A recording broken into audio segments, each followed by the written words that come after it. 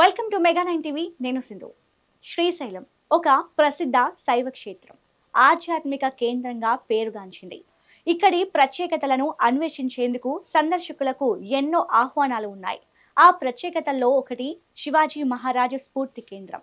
భారత వీరత్వానికి ప్రతీకగా నిలిచిన యోధుడు, మొఘల్ సామ్రాజ్యానికి పతనాన్ని శాసించి మరాఠా సామ్రాజ్యపు వెలుగుల్ని విస్తరింపచేసిన వీరుడు ఆయనే ఛత్రపతి శివాజీ. ఛత్రపతి శివాజీ పాలన, ఆయన చేసిన యుద్ధాలు వంటి విషయాలను తెలుసుకోవాలని ఉందా? So let's watch this now.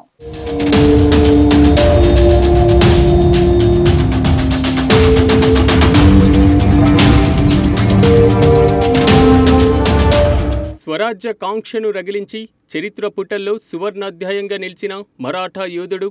ఈ పేరు వింటే హిందూ మతం పులకరించిపోతుంది. మొఘలుల దాడుల నుంచి హిందూ మతాన్ని రక్షించిన ఘనత ఆ మరాఠా యోధుడికే దక్కుతుంది. భారతదేశంపై దండెత్తిన మొఘలులు రాజులతో యుద్ధాలతో ఓడిపోయిన అందరూ చేతులెత్తేశారు.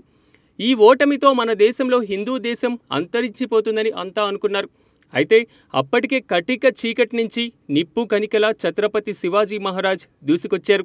మొఘలుల రాజులతో వీరోచితంగా పోరాడి ఆ దాడిని సమర్థవంతంగా ఎదుర్కొన్నారు. గెరిల్లా యుద్ధాన్ని తొలిసారిగా ప్రపంచానికి పరిచయం చేశారు. 17వ ఏటనే యుద్ధ భూమిలోకి అడుగుపెట్టి మరాఠా సామ్రాజ్యాన్ని నాంది పలికారు. అంతటి వీరుడు, మగధీరుడు ఛత్రపతి శివాజీ మహారాజ్ చరిత్రకు సంబంధించి ఎన్నో లోతైన విషయాలు తెలుసుకోవాలంటే శ్రీశైలంలో ఉన్న శివాజీ స్ఫూర్తి కేంద్రంలోని చరిత్ర, ఇక్కడున్నటువంటి కళా నైపుణ్యం కళ్లకు కట్టినట్లుగా ఈ స్ఫూర్తి కేంద్రం పర్యాటకులను ఆశ్చర్యపరుస్తుంది.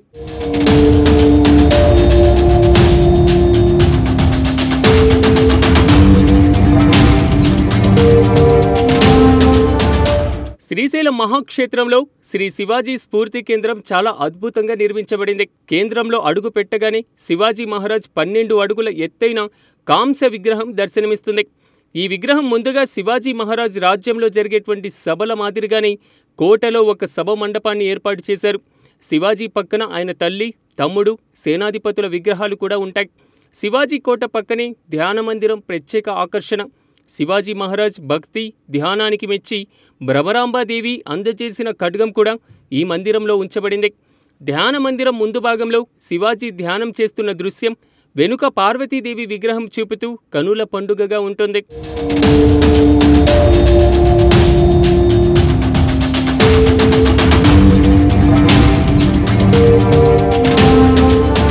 (1677) దక్షిణ భారత యాత్రలో భాగంగా శ్రీశైలానికి విచ్చేసిన ఛత్రపతి శివాజీ మహారాజ్ ఇక్కడ ధ్యానం చేశారు. ఈ సంఘటన స్మారకంగా 1975లో శివాజీ మెమోరియల్ కమిటీని స్థాపించబడింది. కేంద్ర నిర్మాణం 1983లో మహారాష్ట్ర ముఖ్యమంత్రి వసంతదాదా పాటిల్ ఆధ్వర్యంలో ప్రారంభమైంది.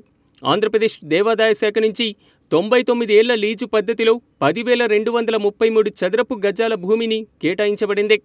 ఈ కేంద్రంలో 12 అడుగుల శివాజీ మహారాజ్ విగ్రహం, ధ్యాన మందిరం, సమర్థ సభా మండపం అనే సమావేశ హాళ్లు ఉన్నాయి.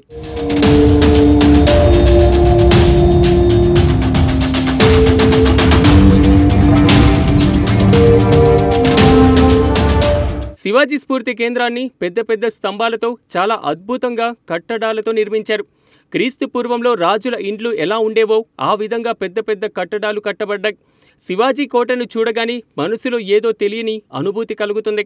కోట లోపల శివాజీ తన చిన్నతనం నుంచి చేసిన యుద్ధ సన్నివేశాలు, వారి తల్లి చేసిన మహాపూజ కార్యక్రమాలు, అద్భుతమైన చిత్రాలు ఉన్నాయి. శివాజీ మహారాజ్ యుద్ధ సన్నివేశంలో వాడినటువంటి కత్తులు, గుర్రాలు, అదేవిధంగా వారి యొక్క సైన్యం, ఇలా చెప్పుకుంటూ పోతే చాలా అద్భుతంగా ఆ రోజుల్లో యుద్ధ సన్నివేశాలు కళ్లకు కట్టినట్లుగా మన కళ్ళెదురుగానే యుద్ధం జరుగుతుంది అన్నట్లు చిత్రాలు చిత్రీకరించబడ్డాయి.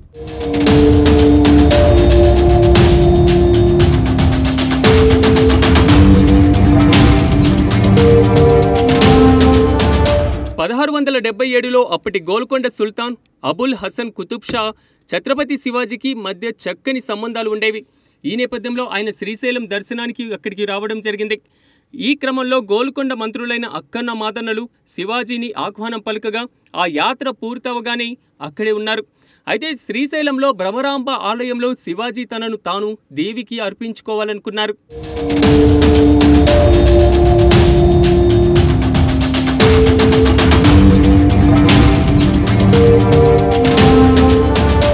అయితే దేవి వద్దని వారించి ఓ ఖడ్గాన్ని బహుమతిగా ఇచ్చారు. నువ్వు ఎంతమంది రాజులకు అలవోకగా గెలుస్తావని చెప్పిందట. ఈ వరం వల్లే శివాజీ ఎంతోమంది రాజులను ఓడించేవారని అప్పట్లో చెప్పుకునేవారు. ఆ దేవి శివాజీకి ఇచ్చే ఖడ్గం తాలూకు విగ్రహాలు మనం గుడిలో చూడవచ్చు. ఆ తర్వాత సొంత ఖర్చులతో అప్పట్లో ఆలయాన్ని అభివృద్ధి చేశారు. కృష్ణానది ఒడ్డున స్నానపు ఘాట్లు నిర్మించారు. ఆలయానికి ఉత్తర గోపురాలు నిర్మించారు. ఆలయాన్ని పర్యవేక్షించేందుకు గాను సొంత సైనికులు కొందరిని ఆలయం శ్రీశైలంలోకి వదిలి వెళ్లారు.